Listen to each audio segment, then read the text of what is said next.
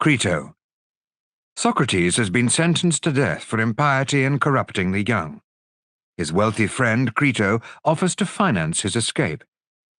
But Socrates, sitting in his prison cell, argues that though the judgment of his fellow Athenians may be wrong, escape is not an appropriate action, even though it would save his life.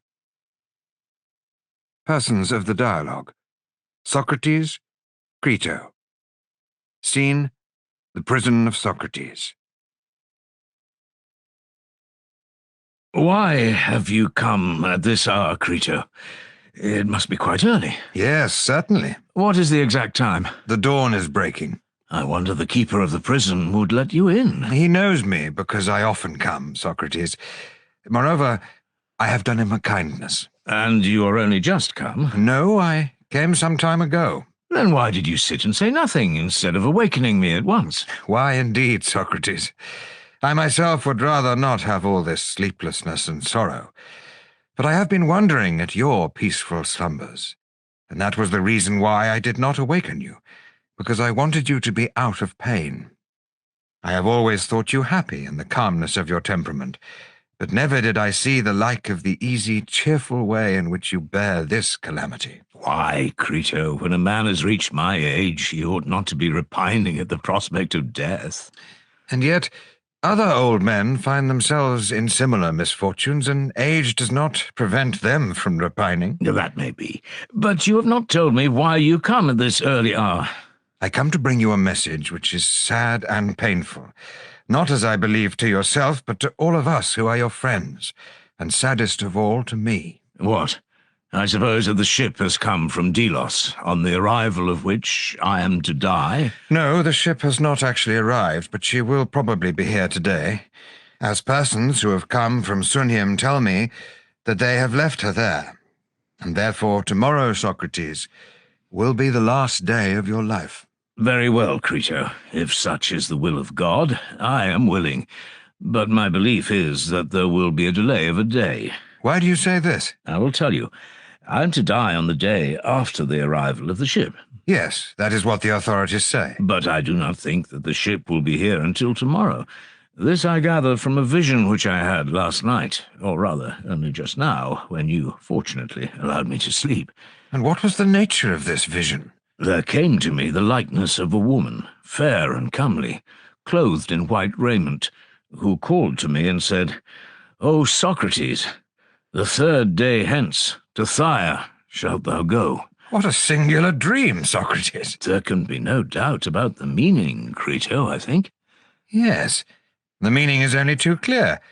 But, oh, my beloved Socrates, let me entreat you once more to take my advice and escape. For if you die, I shall not only lose a friend who can never be replaced, but there is another evil. People who do not know you and me will believe that I might have saved you if I had been willing to give money, but that I did not care. Now, can there be a worse disgrace than this, that I should be thought to value money more than the life of a friend? For the many will not be persuaded that I wanted you to escape, and that you refused. But why, my dear Crito, should we care about the opinion of the many? Good men, and they are the only persons who are worth considering, will think of these things truly as they happened. But do you see, Socrates, that the opinion of the many must be regarded, as is evident in your own case, because they can do the very greatest evil to anyone who has lost their good opinion. I only wish, Crito, that they could, for then they could also do the greatest good, and that would be well. But the truth is that they can do neither good nor evil. They cannot make a man wise or make him foolish, and whatever they do is the result of chance. Well, I will not dispute about that. But please tell me, Socrates, whether you are not acting out of regard to me and your other friends. Are you not afraid that if you escape hence, we may get into trouble with the informers for having stolen you away, and lose either the whole or a great part of our property, or that even a worse evil may happen to us?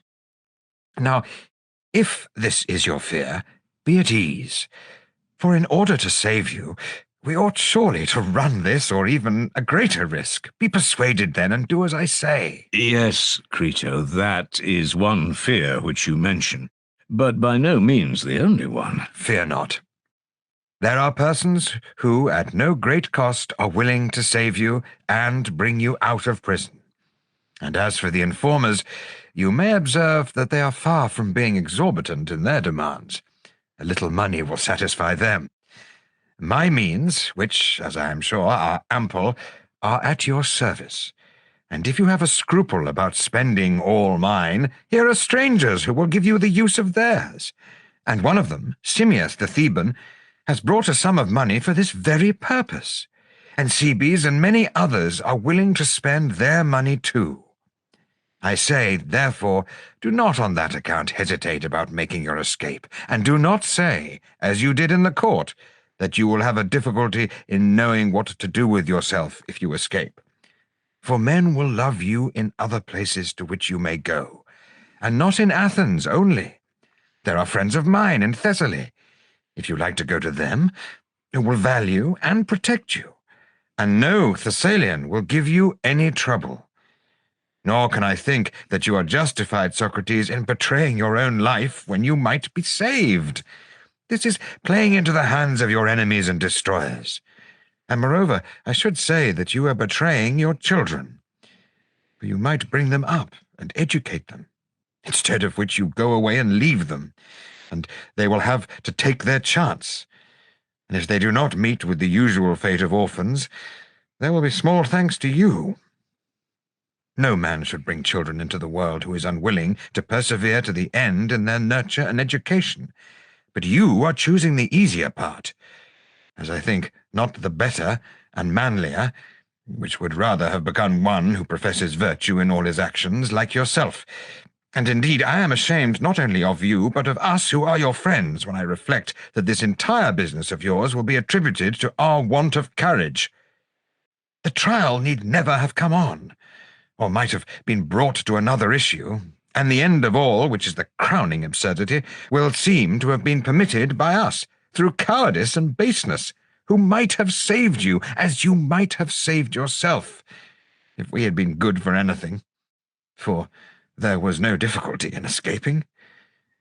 And we did not see how disgraceful, Socrates, and also miserable all this will be to us as well as to you.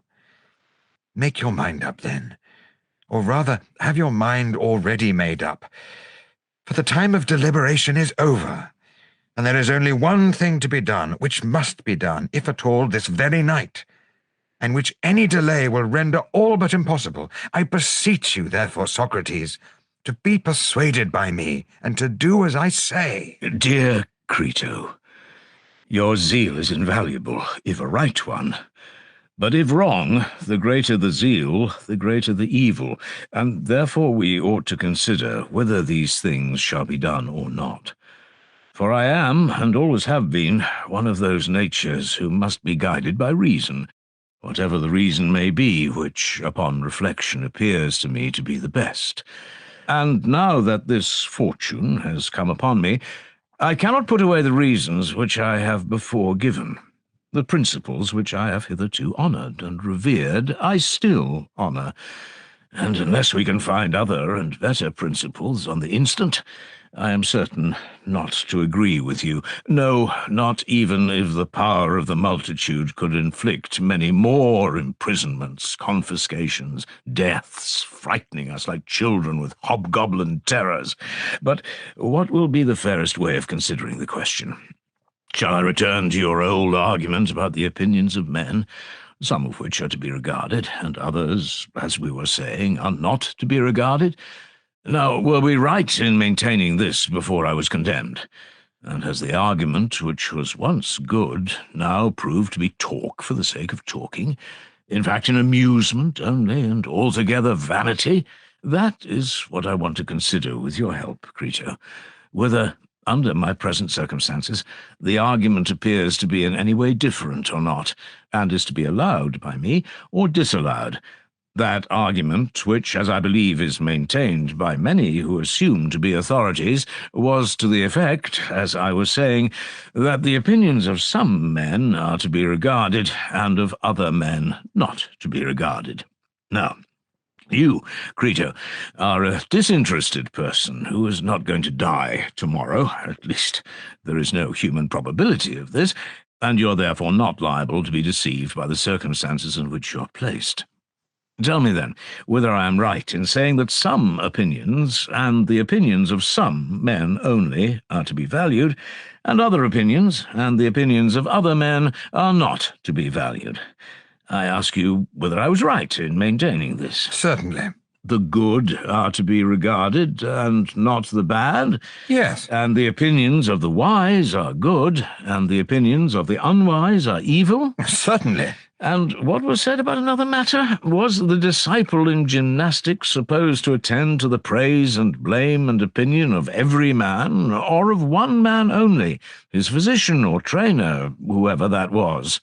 Of one man only. And he ought to fear the censure and welcome the praise of that one only, and not of the many. That is clear. And he ought to live and train and eat and drink in the way which seems good to his single master who has understanding, rather than according to the opinion of all other men put together. True. And if he disobeys and disregards the opinion and approval of the one, and regards the opinion of the many who have no understanding, will he not suffer evil? Certainly he will. And what will the evil be, with attending and what affecting in the disobedient person?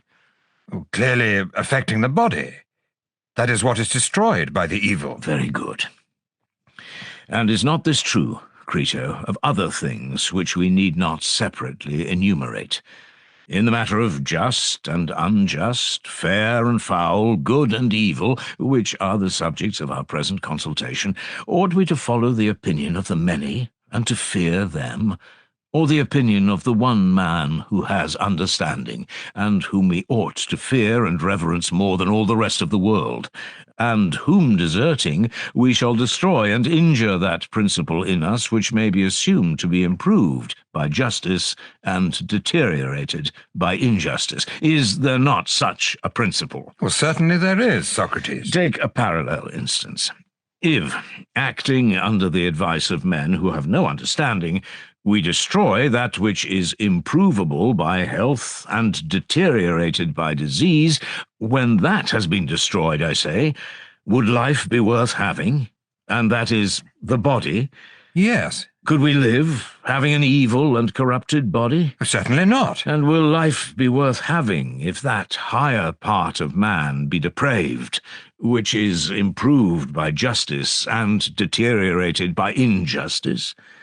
Do we suppose that principle, whatever it may be in man, which has to do with justice and injustice, to be inferior to the body? Certainly not. More honoured, then? Far more honoured. Then, my friend, we must not regard what the many say of us, but what he, the one man who has understanding of just and unjust, will say, and what the truth will say.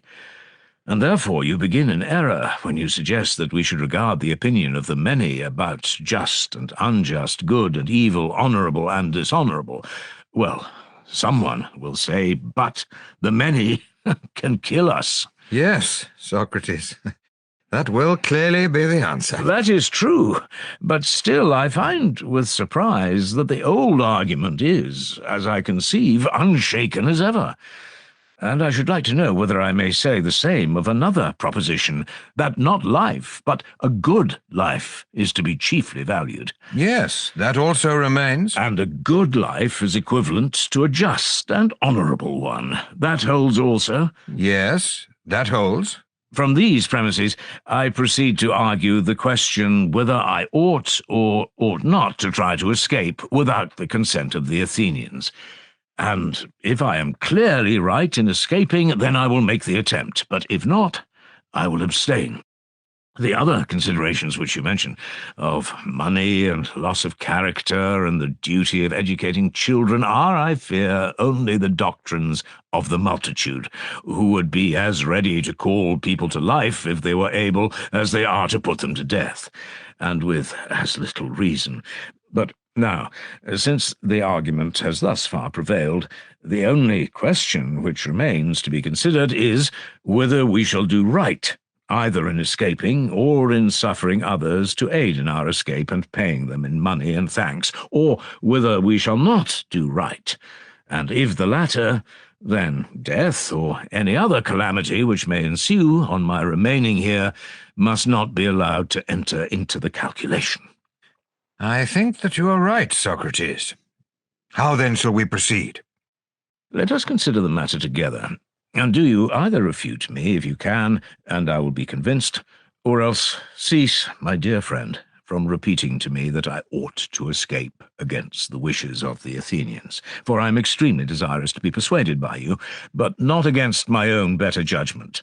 And now, please to consider my first position, and do your best to answer me. I will do my best. Are we to say that we are never intentionally to do wrong, or that in one way we ought, and in another way we ought not to do wrong? Or is doing wrong always evil and dishonourable, as I was just now saying, and has been already acknowledged by us? Are all our former admissions, which were made within a few days, to be thrown away? And have we, at our age, been earnestly discoursing with one another all our life long, only to discover that we are no better than children? Or are we to rest assured, in spite of the opinion of the many, and in spite of consequences, whether better or worse, of the truth of what was then said, that injustice is always an evil, and dishonour to him who acts unjustly? Shall we affirm that? Yes. Then we must do no wrong. Certainly not. Nor, when injured, injure in return, as the many imagine, for we must injure no one at all. Clearly not. Again, Crito, may we do evil? Surely not, Socrates. And what of doing evil in return for evil, which is the morality of the many? Is that just or not? Not just. For doing evil to another is the same as injuring him. Very true. Then we ought not to retaliate or render evil for evil to anyone, whatever evil we may have suffered from him. But I would have you consider, Crito, whether you really mean what you are saying. For this opinion has never been held, and never will be held, by any considerable number of persons, and those who are agreed and those who are not agreed upon this point have no common ground, and can only despise one another when they see how widely they differ. Tell me, then, whether you agree with and assent to my first principle, that neither injury nor retaliation nor warding off evil by evil is ever right. And shall that be the premise of our agreement, or do you decline and dissent from this? For this has been of old and is still my opinion. But if you are of another opinion, let me hear what you have to say.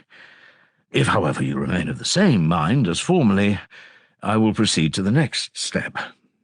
You may proceed, for I have not changed my mind. Then I will proceed to the next step, which may be put in the form of a question.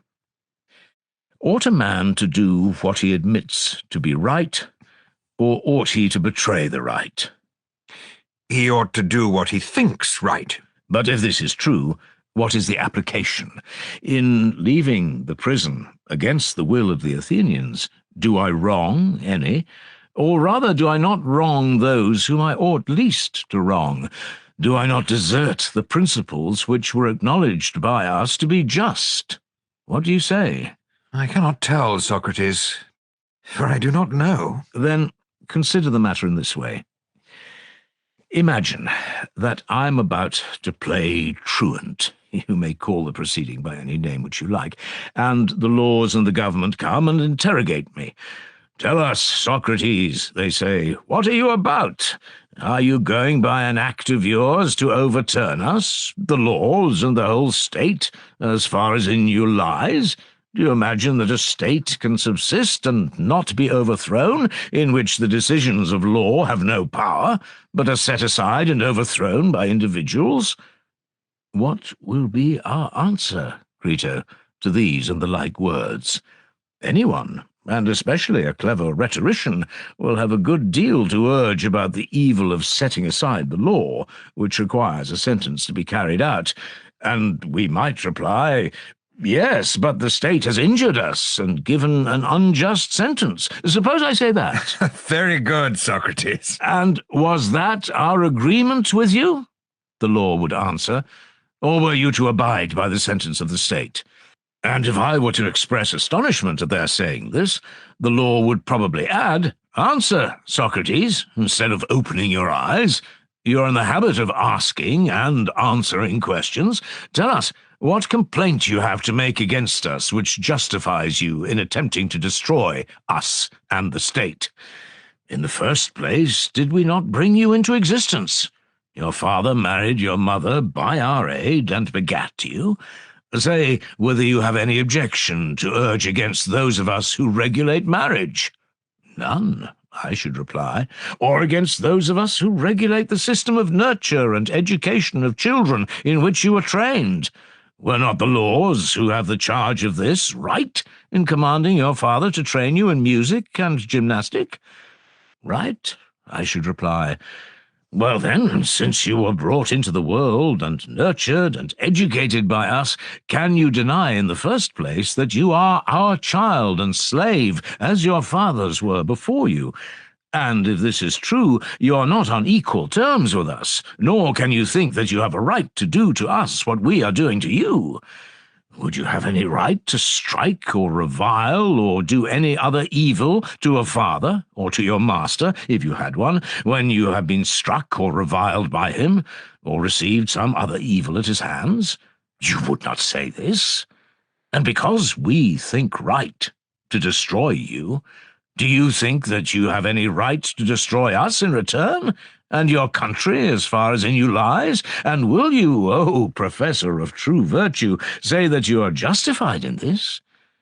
Has a philosopher like you failed to discover that our country is more to be valued and higher and holier far than mother or father or any ancestor, and more to be regarded in the eyes of the gods and of men of understanding? Also, to be soothed and gently and reverently entreated when angry, even more than a father, and if not persuaded, obeyed. And when we are punished by her, whether with imprisonment or stripes, the punishment is to be endured in silence. And if she leads us to wounds or death in battle, thither we follow, as is right. Neither may anyone yield or retreat or leave his rank, but whether in battle or in a court of law or in any other place, he must do what his city and his country order him, or he must change their view of what is just. And if he may do no violence to his father or mother, much less may he do violence to his country. What answer shall we make to this, Crito? Do the laws speak truly, or do they not? I think that they do. Then the laws will say, consider, Socrates, if this is true, that in your present attempt you are going to do us wrong. For, after having brought you into the world, and nurtured and educated you, and given you and every other citizen a share in every good that we had to give, we further proclaim and give the right to every Athenian that if he does not like us when he has come of age and has seen the ways of the city and made our acquaintance, he may go where he pleases and take his goods with him, and none of us laws will forbid him or interfere with him. Any of you who does not like us and the city and who wants to go to a colony or to any other city may go where he likes and take his goods with him.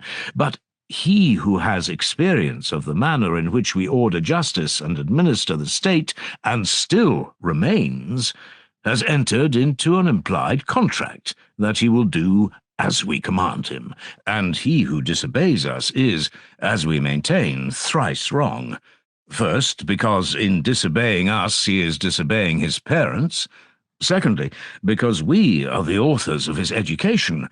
Thirdly, because he has made an agreement with us that he will duly obey our commands, and he neither obeys them nor convinces us that our commands are wrong, and we do not rudely impose them, but give him the alternative of obeying or convincing us. That is what we offer, and he does neither.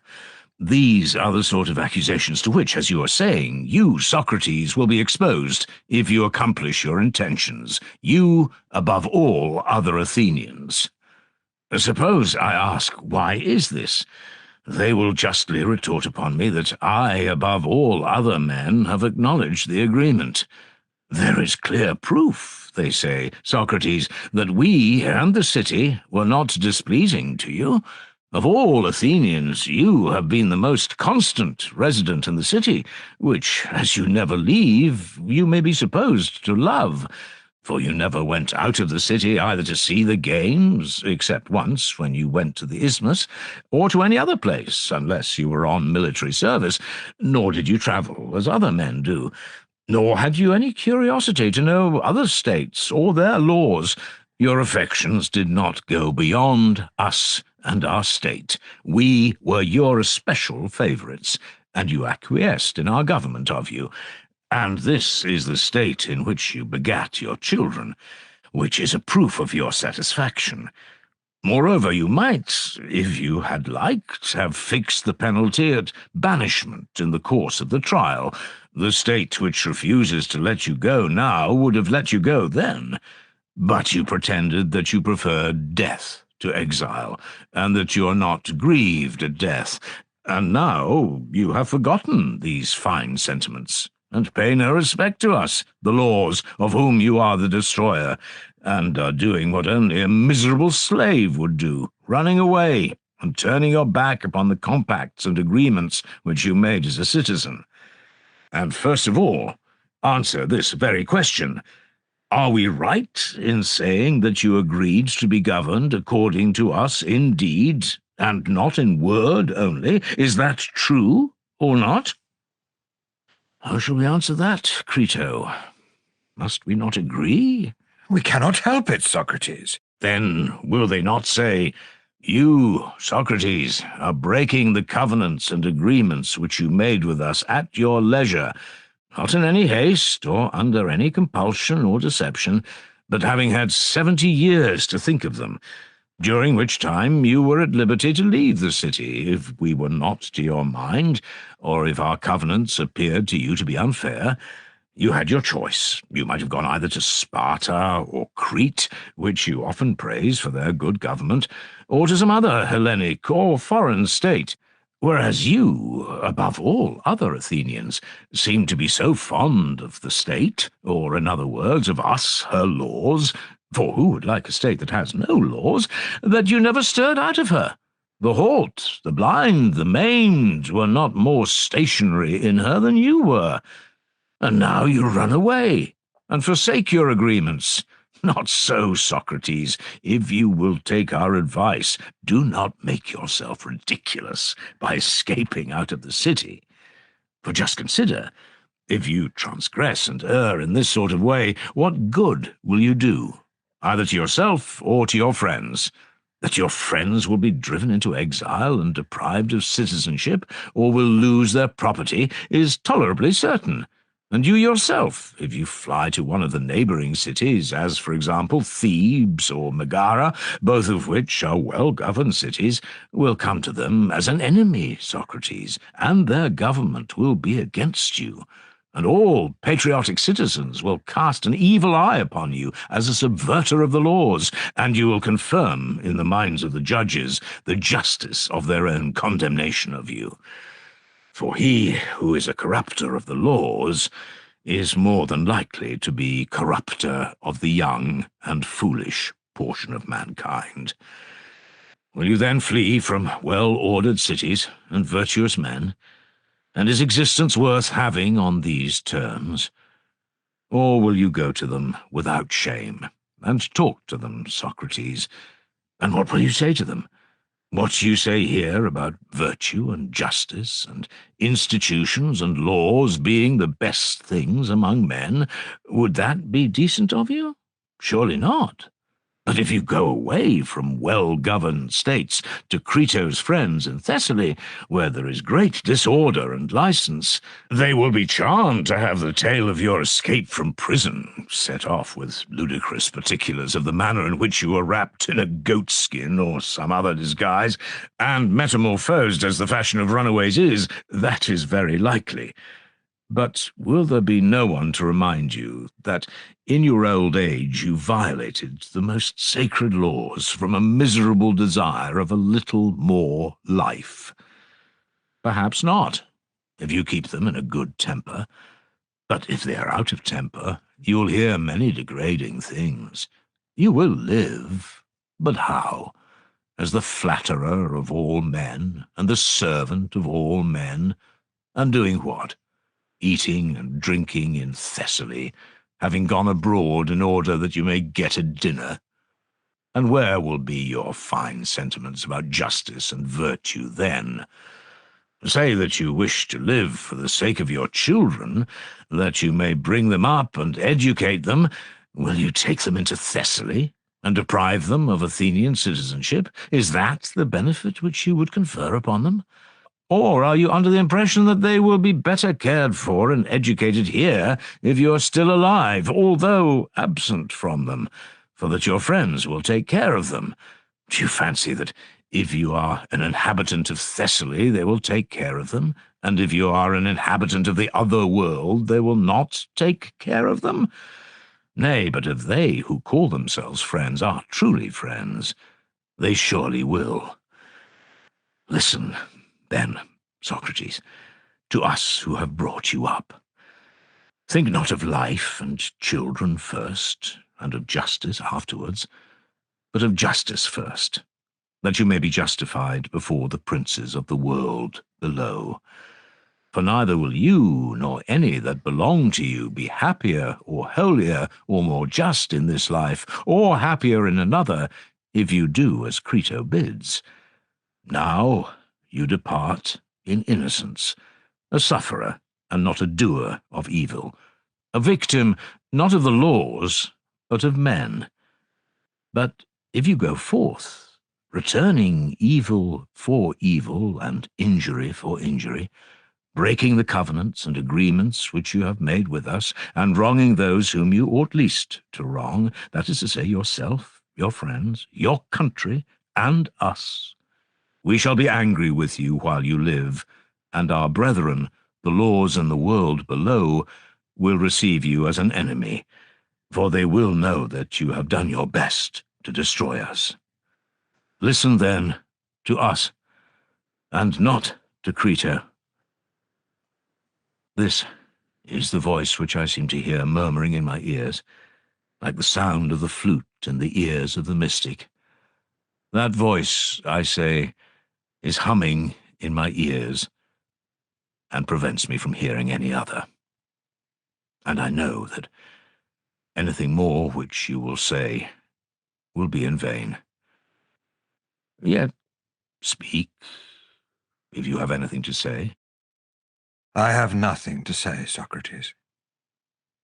Then let me follow the intimations of the will of God, and to follow whither he leads.